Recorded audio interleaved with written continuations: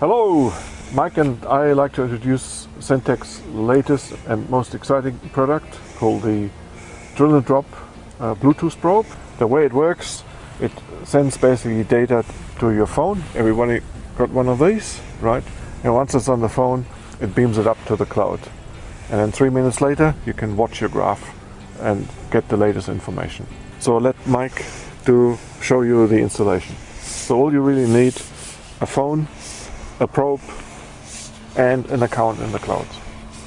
The probe itself has a small battery, 3.6 volt lithium iodide battery.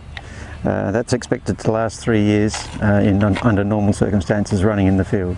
The insertion of the probe is to this point here.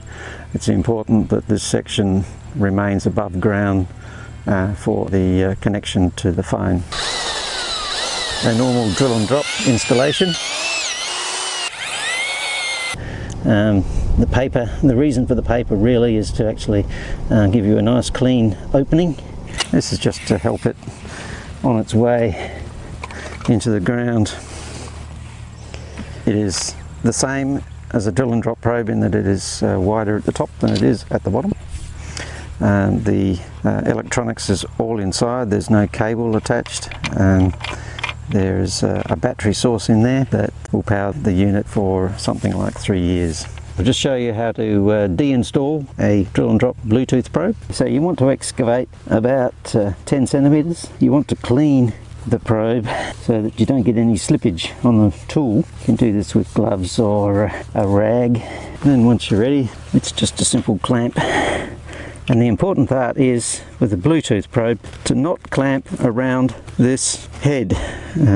Essentially you want to clamp on the plastic material down here. This is more fragile than that material there. The top cap protection for the aerial and the battery just needs to be left alone, but the rest of it can be clamped down on.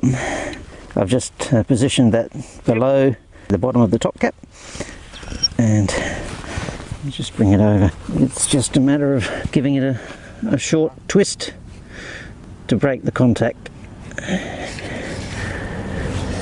and then it should come straight out.